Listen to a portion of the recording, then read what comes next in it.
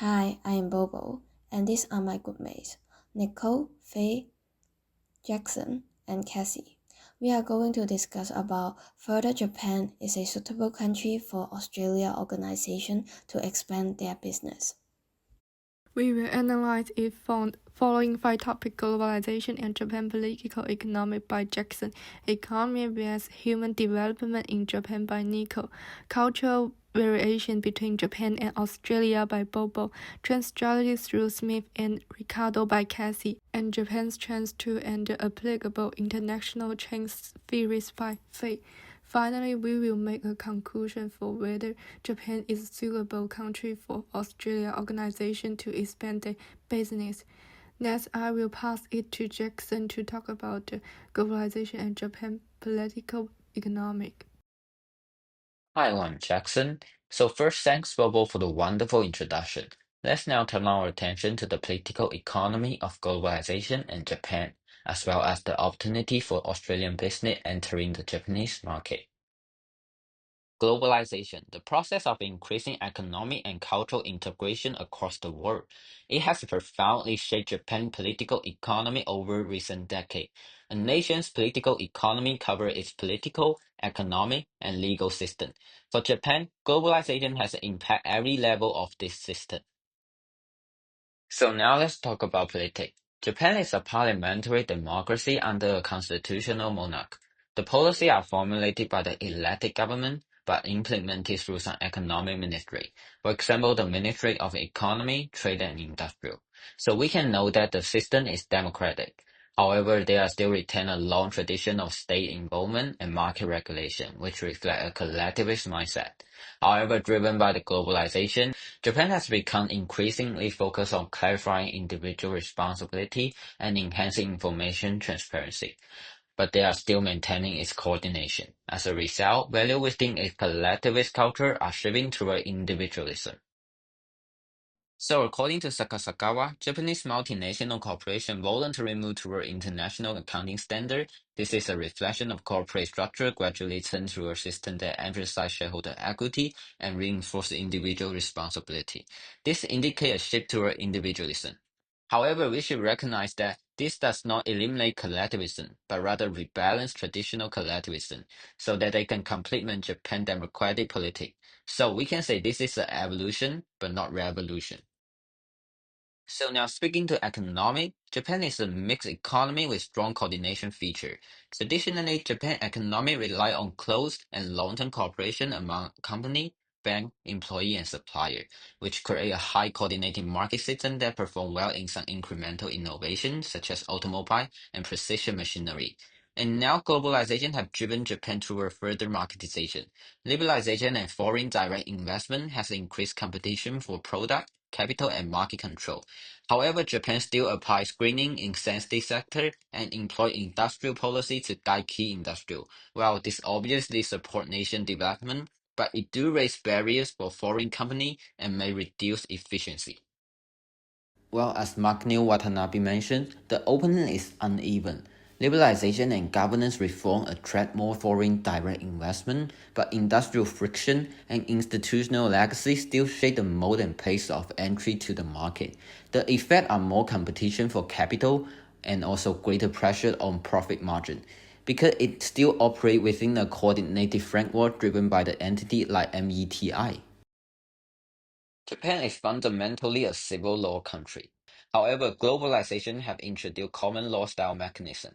It enhanced disclosure requirement and right enforcement, which lead to the emergence of increasing soft laws such as corporate governance code and industrial guidelines, which bring contractual and regulatory terms closer to international standards. According to Tsukioka, Japan's stewardship code on shareholder voting fall under soft law, but it significantly changed investor voting behavior. It demonstrates how soft law produce practical effect, enhancing shareholder monitoring and right exercise. Additionally, it is worth noting Japan's unique soft local administrative guidance. This refers to non-binding recommendation issued by a ministry or regulatory body. Legally, they emphasize voluntary, and pressures cannot be applied for refusing them, but still effectively lead cooperating behavior. So now let's turn to practical legal system challenging for Australian firms. First is what we talk about sensitive screening. Since 2020, Japan has tightened foreign investment screening. Some core sectors even need pre-notification at just only 1%. The list is updated often and can cover payment, software, semiconductor, energy, and more. Australian firms should plan earlier, check exemption, and build extra time into deal timeline. Second, administrative guideline. This is not legal binding as we mentioned, but they can still affect project schedule and remediation plans. Treat guidance as negotiable, engage the agency, keep a record of discussion, and try to get expectation in writing. Lastly, as we know that Japan is mainly civil law, you must follow civil code duties. Document disclosure is narrower and more targeted than Australia. So draft precise contract, manage evidence from day one, and keep bilingual version of key document. And this is basically all my part, and now let's give the time to Nico for development in Japan. Thanks for Jackson. I'm Nico. In my part, I will compare Japanese economic development and human development. I will also explain why human development may be more important for Australian firms considering entry into Japan. This competition will help us see not only Japanese economy size, but also the quality of its workforce and social environment.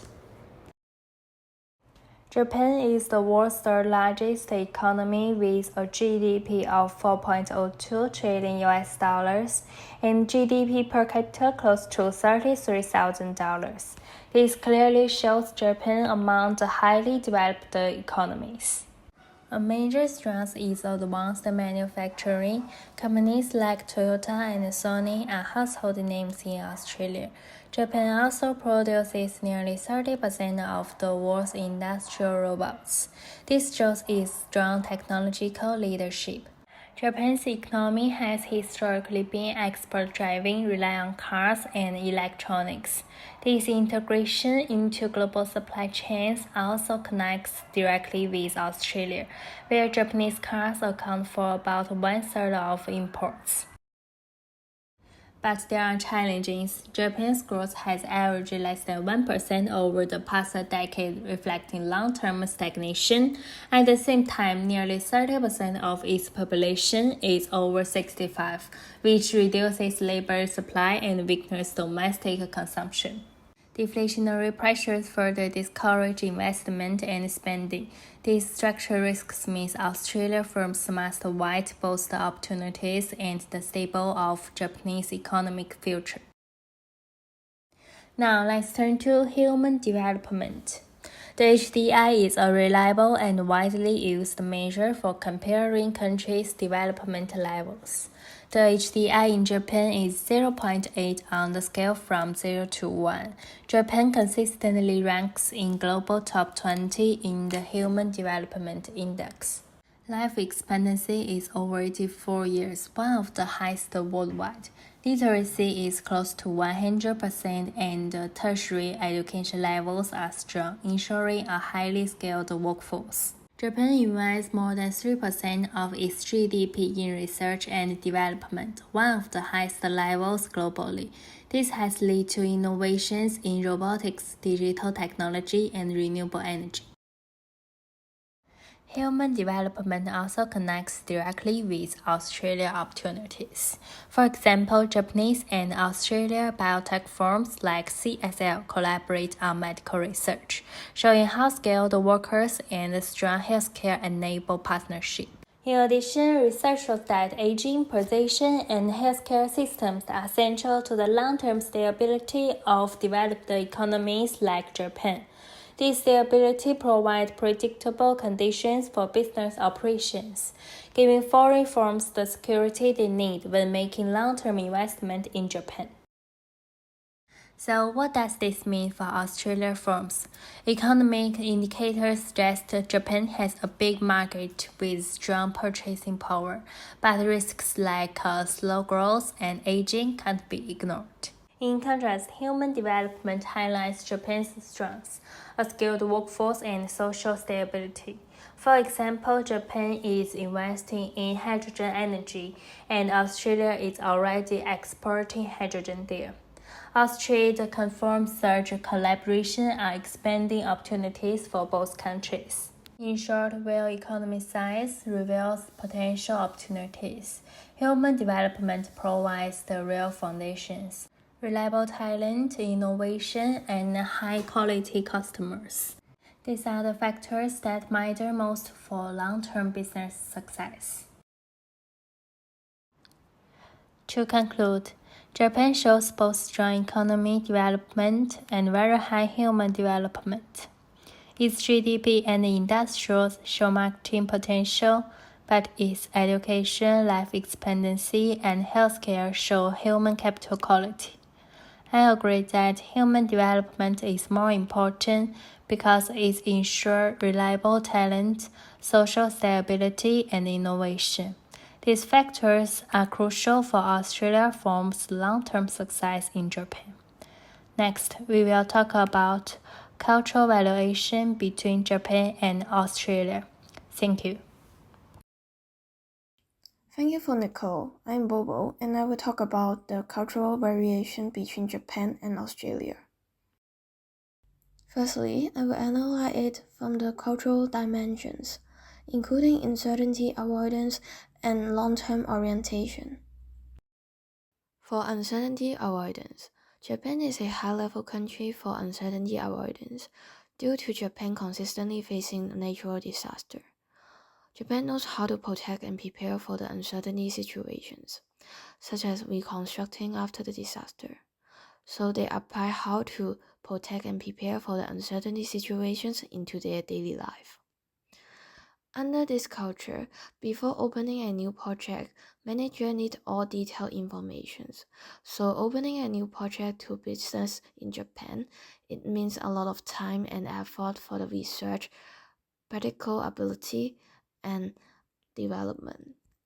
There are high requirements to avoid uncertainty, leading to the unchanged of Japanese business. Australia is a medium-level country for uncertainty avoidance. Australians prefer to solve the actual problems than predicting. Also, Australians are more flexible. They are relatively comfortable with the change and new ideas.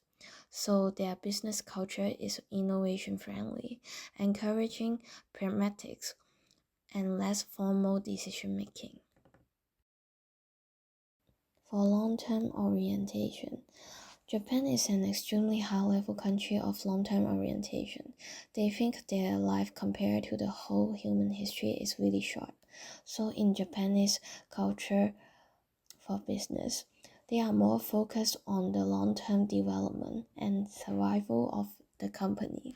The essential meaning of a company is to serve stakeholders and the whole society for generations. Australia is the medium-level country of long-term orientation. Australians can integrate traditional with a changing environment easily. Compared to Japan, under Australian business culture, companies aim at making money for shareholders in the short term. Secondly, I will talk about cultural cluster.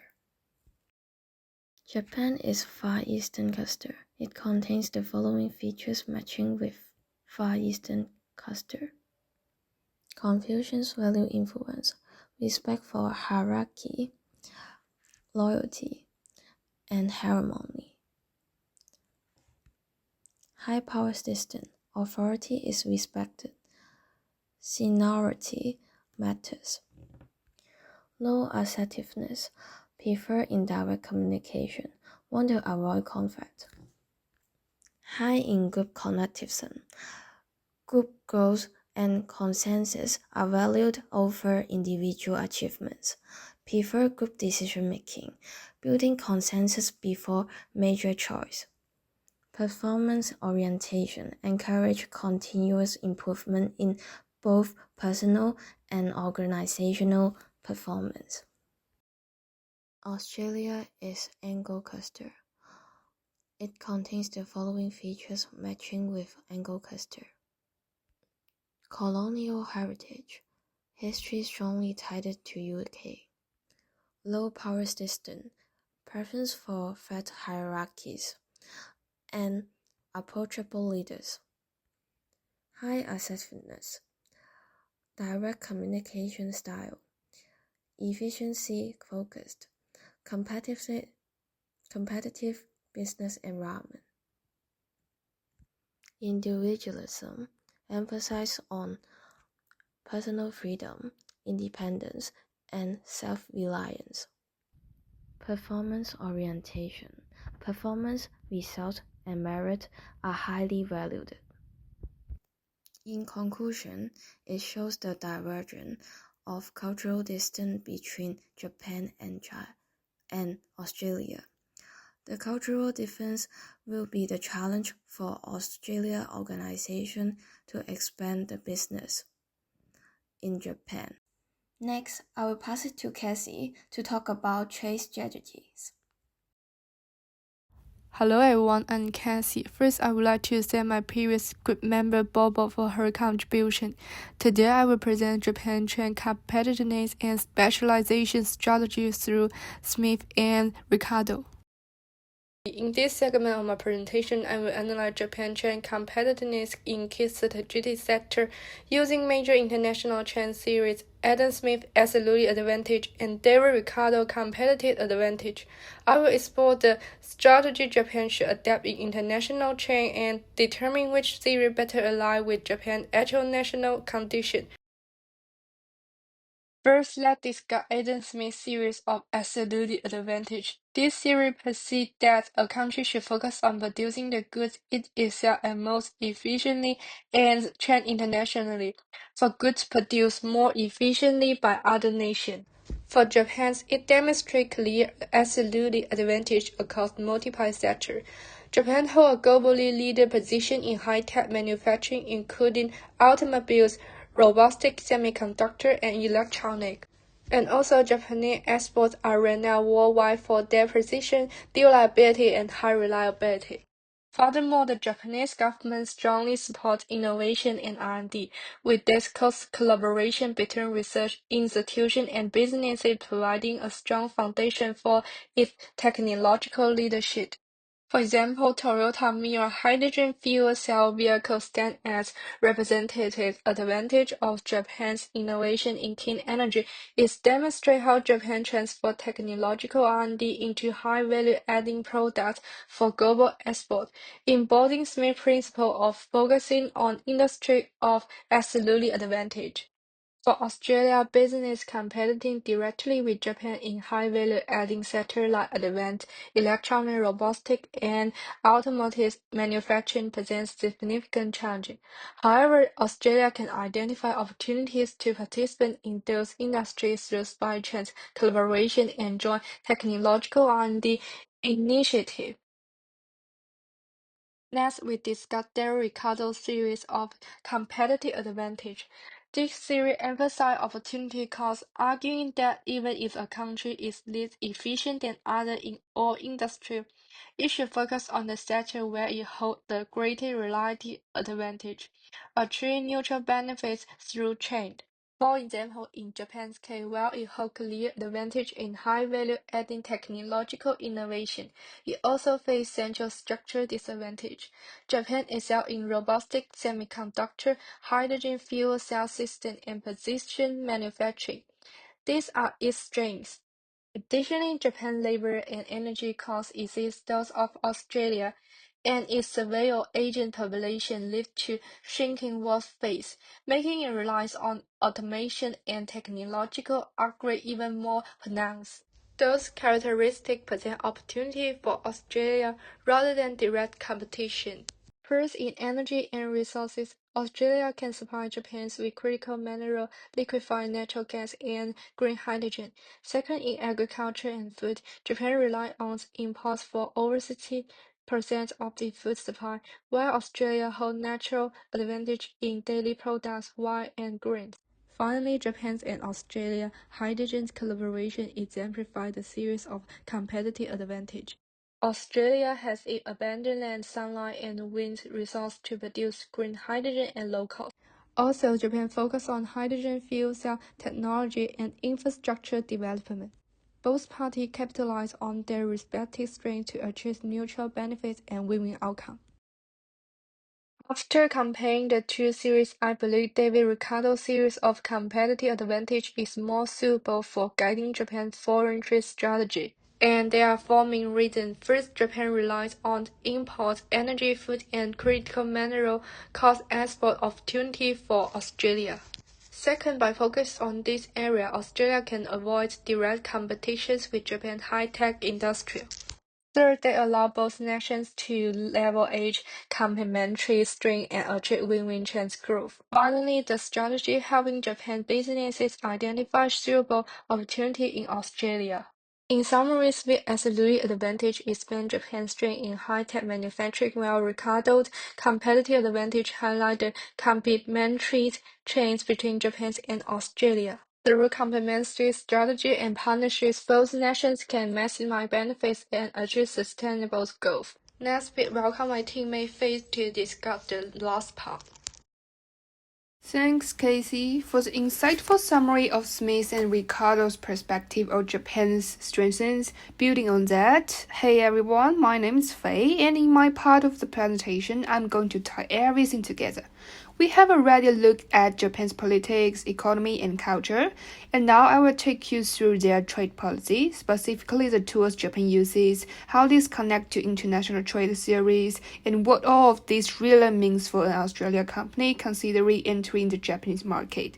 So the big question is Japan a good bet? This slide shows the three main tools I will be focusing on. First is the tariffs, second is the non-tariff barriers, and the third one is free trade agreements or FTAs. Let's begin with the most traditional trade tool, tariffs. Our research shows that Japan takes a pretty firm protectionist stance in certain areas, especially agriculture. For example, data from the MFA of Japan and the OECD highlights that Japan imposes very high tariffs on key products like rice, wheat, and dairy. A prime case is rice. There are strict quotas and high tariffs that make imported rice much more expensive than what's grown domestically. The main purpose here is to protect the livelihoods of local rice farmers and to maintain national food security. While this does go against Ricardo's theory of comparative advantage, it really reflects Japan's political and social priorities. So when it comes to tariffs, Japan clearly shows a strong protectionist approach. Next, let's move on to more complex but equally important trade tools, non-tariff barriers. Japan is pretty well known for this actually. They include strict technical standards, quality certification like the GIS and PSE marks, and also SPS measures. All of these effectively raise the cost for foreign companies trying to enter the Japanese market, which in turn protects domestic players. What's more, these tools connect closely to the new trade theory and strategic trade policy. So we take offshore wind projects as an example here. The Japanese government doesn't just evaluate bidders on price. It also scores them on their local contribution, so you can see the picture here. This basically encourages foreign firms to use domestic components like the solar cell from Kyocera and Panasonic, or wind turbine gearboxes from Sumitomo Heavy Industries. The real purpose here isn't just protection for its own sake, but actively nurturing and supporting Japanese companies. It's about giving them a long-term competitive edge in the strategically vital clean energy sector. So in this area, Japan trade policy is less about passive protection and more about proactive strategical intervention. However, we also can't overlook Japan's active role in promoting free trade. Japan is a key member of major free trade agreements like the CPTPP and RCEP. These deals are designed to liberalize trade by cutting tariffs and simplifying rules, and they actually tie in nicely with several trade theories. The first one I want to focus on is the factor endowment theory. For example, under the Japan-Australia Economic Partnership Agreement, or GAEPA, Japan can tap into Australia's abundant land resources by importing affordable beef and wine. In return, Japan gets to focus its own resources on high-value industry like automobiles and electronics. This creates a true win-win situation of resource exchange and complementary advantages. At the same time, these FTAs also fit with the new trade theory. They expand markets, giving Japanese multinationals more opportunity to achieve economies of scale and strengthen their global leadership. So let's get to the end of this part. Japan's trade policy is a complex blend of protectionism, strategic intervention, and free trade. For Australian companies aiming to succeed in Japan, understanding and navigating this multifaceted policy environment is critical. It requires not only analyzing Japan's economic data, but also deeply comprehending the theoretical motives and strategic consideration behind its trade policy. So it's time to come to the final conclusion. To warm up our presentation, our analysis comes down to one core question. Is Japan a good market for an Australian company to enter? The answer is yes, but only with a strategic mandate and solid preparation. Japan, as the world's third largest economy, offers a huge market with strong purchasing power. More importantly, it has one of the highest levels of human development in the world. This means a highly skilled workforce, strong R&D capacity, and a stable business environment, all of which are a solid foundation for long-term success. But we can't ignore the challenges. Japan's complex legal system, its non-tariff barriers, and the significant cultural distance from Australia will require careful navigation. However, these challenges also create opportunities.